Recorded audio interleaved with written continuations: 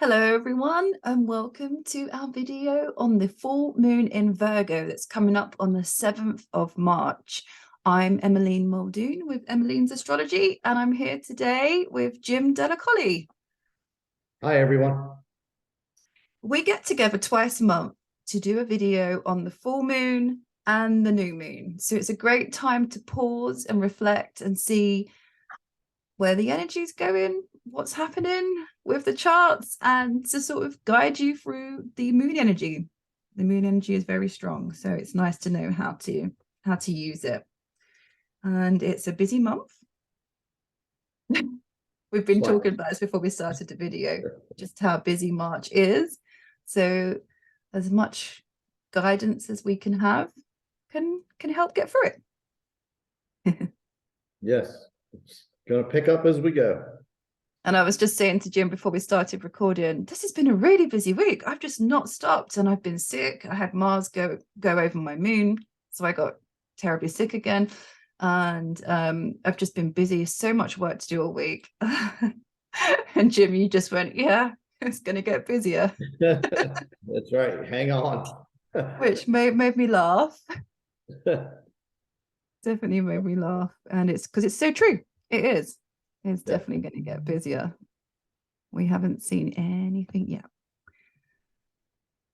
So I'm just sharing with you all the chart for the Virgo full moon, March 7th, 7:40 a.m. Eastern Standard Time. So convert that to your time zone so you know when the moon is full for you. This chart that we have is set for Charlotte. So again, if you're looking at this from a different place in the world, don't worry about the house numbers because they would change depending on where you are located. We're just going to talk to you about the aspects of the planets, and that doesn't change no matter where you are around the world. So we can give you the information on how to use this Virgo full moon. Mm-hmm. So where do we want to start, Jim? Well, should we start with Saturn, or I don't know? I feel like we should.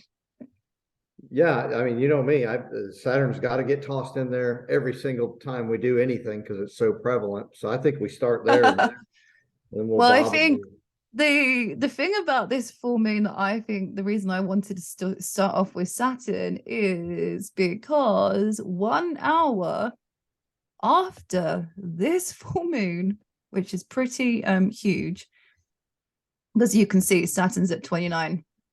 It's literally an hour later, Saturn changes signs into Pisces.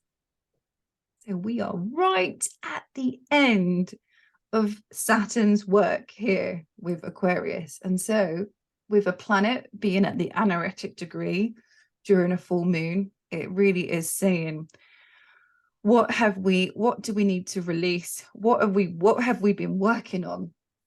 This isn't like your average full moon because it's not just, we're letting go on the full moon. We're letting go over the last 3 years as well with Saturn moving signs. Yes. And for me, I feel like I'm an Aquarius ascendant, but I have Saturn and Pisces. So I feel like I've been in the frying pan. Now I'm jumping into the fire. So, the truth, or we're trying to uncover the truth, and from the Aquarian perspective now, from the Saturn call to duty, now we're going into Pisces, where Saturn likes the physical world. It's the ruler of Capricorn, the third or final of the Earth signs. So it's all about the rules and the structures and duty, and you have to do your part. And then Pisces is about absolutely none of that. So it's going to be very interesting how I consider Saturn as you dealing with the past outcomes from past operating procedures on the physical plane. And then Neptune is dealing with, the past, but it deals with the non-physical world, and then what it is you want to bring with you to move forward. So a very interesting battle, so to speak, coming up. But I do think what we're going to see and what we're going to have here as we move forward is you learning from events, and as well as from your soul's journey, and then hopefully you're reminded of those things, and then you do what you need to do and what you can do with the powers that you're going to, I think, realize that you have, and really get back on the course, or get on the course that's yours in a way you never have before. So I'm looking for that to potentially happen here. Yeah, it's definitely a time of taking stock and recognizing the work you've done, sort of seeing where you want to go, paying attention to your intuition. You know, let's look at that sun in Pisces. It's pulling in all that Pisces energy, especially with Mercury in Pisces and Neptune in Pisces hanging out there with it. So even though the full moon is in Virgo, which is a very different energy to Pisces, you know, there's a lot of stuff going on in the Pisces part of the chart. So what's your intuition? What are your dreams saying to you during this full moon? What do you feel is the right thing to let go of and to move on from? Because, you know, full moons are a time of endings and release. And with this one especially, it's like I said earlier, look back over the last 3 years and see, especially, you know, what served its purpose and what do I no longer need? Yes. And then I just wrote a little blurb of merging what belongs in the present and the future from your past. So, you know, I think that's the quest here. And what better moon, the full moon of Virgo, where we try to perfect or you know, describe it in its most finite form, or, you know, in its most complete form. So, you know, I like all that's going on, but you're going to be very sensitive because we got a lot of Aries energy. You're going to be very sensitive, and you're going to want to get going, and you might be a little agitated. So, you know those energies are what we'll be talking about as well. Yeah, and you know, with any full moon, there is an opposition of energy. So with this one, we've got, you know, Virgo opposite the Pisces. So, you know, with Virgo, we think about health, we think about the sign of routine. It's the external reality. It likes the material realm. It likes things that's tangible. It likes things we can see and touch and do and organize and get your to-do list out. That's very Virgo. But with the sun being over in Pisces, you know, that's the opposite. That's okay. It's the inner reality. You know, it's connecting to the world of spirit, connecting to the intuition. So we're having to, you know, think about that opposition here and how they're working. Like, what do we know we have to do, and what do we feel we have to do? There you go. Yep. Yeah, and for you astrology buffs out there, the moon is opposite Mercury, Neptune, and the sun. So think about those. It's a fire sign, a fire planet, 2 water planets, and an Earth / air planet. So a lot of energies there that just what Emmeline just described. So you can take that. They're opposing, right? The moon's opposing those 3 planets. So. Yes, it is. So the moon is opposing Neptune. So I had a few notes for that as well, because one of the things that comes up when you've got a moon opposition Neptune in a chart is intuition, I think. Yes. Also misunderstandings or deception, deceit that can come up. So some, you know, we might hear things that are not true, or we might discover things that are not true. But if we really pull into the Neptune and pull the higher energy out of actually what's my gut feeling on this situation, you're going to get the right answer. Yep. So don't make a hasty decision. Jupiter's in Aries, we might be quick to react. Instead, pulling on that Neptune, that connection, the gut, the hunch that we get to know what we have to do. I always liken the moon and the opposite of Neptune, wherever we get it, whether it's full or new or two. How are you undoing yourself with your instincts, right? Your hunches, your feelings. A lot of that can come to fruition, and then you can totally catapult yourself to the other side just by paying attention. So what are those little internal like ways of operating that you have that you pick up on things and then you spiral out of control, or you find yourself going to the extreme? So good opportunity for you to start noticing those. And really, in the end, it's about you doing work from within first and then changing the world. So that's what you and I encourage all the time. And this is really one of the biggest mode of operating that I'm doing, which is I've got to be the change here, and then I can help change the world. And so you and I have been talking about that for a while, and now we're on, it's like full mode here. We got to go. So. Yeah. And the other thing about that Moon-Neptune is it is very compassionate, very imaginative, very creative. So we might be feeling those instincts coming out as well at this time. So good to pull into. This is quite an artsy moon in a way, even though it's Virgo, it kind of it's very creative. So artistic projects, good time for that. Yes. Yeah. The other thing that's making an aspect to Neptune is Mars, isn't it?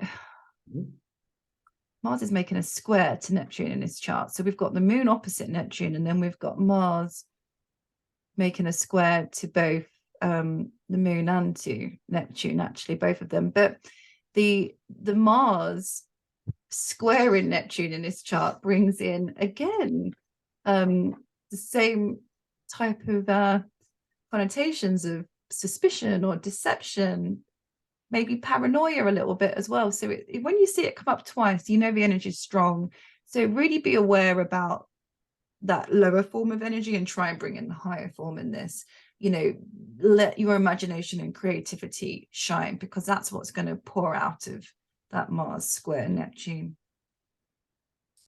And I wrote one-word definitions for some reason, and I don't do that much anymore, but I had Mars square, not only Neptune, but Sun and Moon. And I wrote down war, fire, temper, frustrations, uneasiness, inflammation, and passion. So I think all those are, you think of Mars being in Gemini, your ability to communicate or learn, teach, understand, and then all that other, it's squaring all those other three planets. So when I say those one-word definitions, it's in those arenas that you're talking Gemini, Virgo, and Pisces, and then the planets. So all those energies will be there.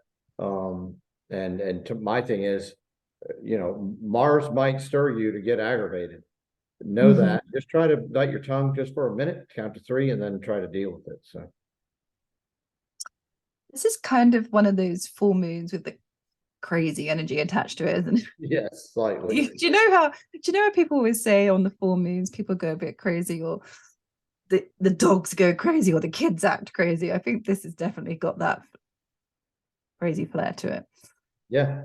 And the more I got into astrology, the more I came to the conclusion that when the chaos became like almost to an unbearable level, I know the clearing is coming. So my thing is just with this, just a one quick sentence for the karma here is, you can clear your karma, but are you looking? Are you looking to clear? Because you're going to get some insight from these water or, non-physical energies here to really change who you are.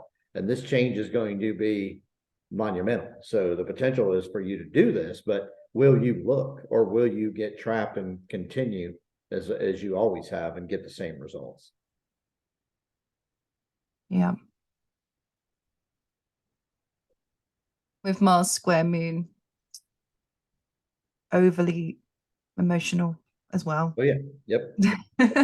Which can also add to the crazy feeling a bit, And I think that you'll see the truth here now, right? But I think you see the awakening just getting more intense. There's like almost a relentless approach to it now.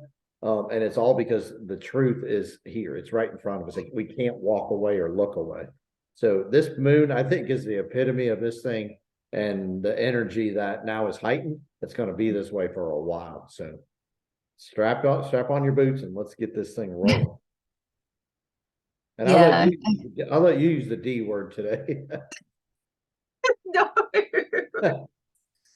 Well, yeah, the things that break down with a planet at the anaretic degree, and we've got two here, Pluto at 29 degrees, Saturn at 29 degrees, at this full moon at a time of releasing. You might think of a word like destruction, things that need to go. But remember, Pluto wants to break down things to get things to be better. So the destruction can seem difficult, but it's trying to bring you a gift after the process. So just bear that in mind when you're thinking about how to use this energy. You know, what needs to break down that no longer serves me, and let that go. Don't resist it, because the more you resist the Pluto energy, the harder it is. Yeah, more it takes. Absolutely. Good point. Yeah. Yeah, that is true. So the other thing about this chart is the pile up over there in Aries that we've got going on. So that's sort of been the flavor of the past week as well. But Jupiter, Chiron, Aries, all in Jupiter, Chiron, Venus, all in Aries. So that's a bit of a story there. Jupiter meeting up with Chiron happens every 12 years, doesn't happen very often. So take advantage of this aspect during this full moon, because what it's saying is, when open up your pain, open up that wound, rip off the band-aid, rip off the plaster for those in the UK, and expose the wound and let the air get to it, and then it will start healing, and then it will start to feel better. This is a real chance to say, yes, I can see it, I can acknowledge the pain, and now I can work on it, and I can make it feel better because of it. You know, with Chiron, it's a wound, but it's also our magic. Once we know how to address it, then we can start getting progress with the healing. And with this, because it is in the sign of Aries, it's really asking us to, I think about, how have we been holding ourselves back? Or how have we been held back in some way? Maybe someone was holding you back. Maybe you held yourself back. And we need to make peace with that. We need to move on from that. And we need to start pushing ourselves forwards to be the warrior, to be the person we need to be, and able to move on in this scenario. And I always remind everybody, Aries is the very first, it's the beginning of spring. So you don't really need to know where this needs to end, but you need to know that you need to change, and we need to get that will or that warrior spirit alive. So yeah, all good points. You don't need to worry about the end right now. You need to worry about the change. Yeah. Yeah, that's true. Even if you don't know where it's going, or you don't know where you want to move to, the move and the change is happening. So I suppose you're just gonna have to just ride along with those changes.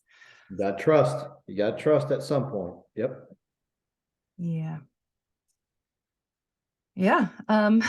What other aspects do we have? I have the trines of Saturn and Mars, and then Uranus and the Moon. And yes, Uranus, that is making some aspects here, isn't it? And so I'm with just those two trines, I just put a quick blurb here: the will to stand up, to seek the truth, to change and awaken. The Moon remembers the past, and because Uranus is aligned nicely with the Moon, Uranus is trying, where are we going? What are we doing with all this? And taking the truth with us. So you're going to find out, or potentially find out, that you have more of the truth deep within you. And it's about grabbing that and taking it and trying to move forward with it. So huge potential here. And I like that you'll pick this thing apart with the Moon being in Virgo. Uranus, you're right. You're not sure how. I think the Moon being in Virgo is going to help you maybe understand even yourself a little more. So huge chance here, or opportunity, not chance. Yeah, that's true with Virgo. Virgo moons are very. I have a son with a a sun, S-O-N, a sun, with a Virgo moon. And oh my goodness, there's a lot of ability to be able to see the details and then point them out to you. Yes. The things that you might overlook, you're not Yes. going to do so with a Virgo full moon. It's a good time for combing through those details and getting to the bottom of it, isn't it? Really good point there. Mm-hmm.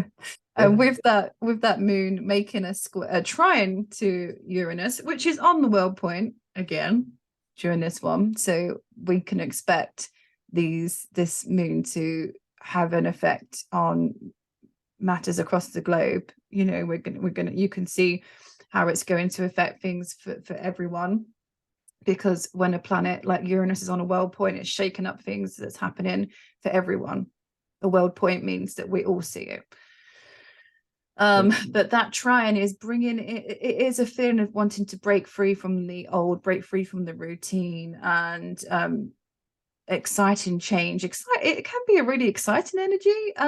It can also feel like you've got no patience, not much stamina to get on with. It's not like a Sun Saturn aspect where you've got the the tenacity and the willpower to get it through. It's more, I want it now. It's impatience. And again, that trine brings in a sharp intuition as well. And a little thing that I've learned is Uranus trine moon. You're gonna probably be able to sniff out a truth that nobody else can maybe see at this time. So your timing might be a little ahead of everybody else, but as you look back, you'll say, yeah, remember what I reminded you of that. So know that here, that you're probably going to get some insight that might be off in timing, but correct in its accuracy. So don't forget I said that. Good point. like that one. We'll bring that up again in the next video in the Aries new moon. Yes. So. Which is really exciting. Built into that juicy full moon, new moon coming up on the 21st of this month. So we'll do our video on that again soon for you all. Okay, and then we've got, sorry, what were you going to say? No, go ahead. I was just going to say Sun sextile Uranus, but is there something you wanted to add? Well, the only thing I was going to add was that is the spring equinox.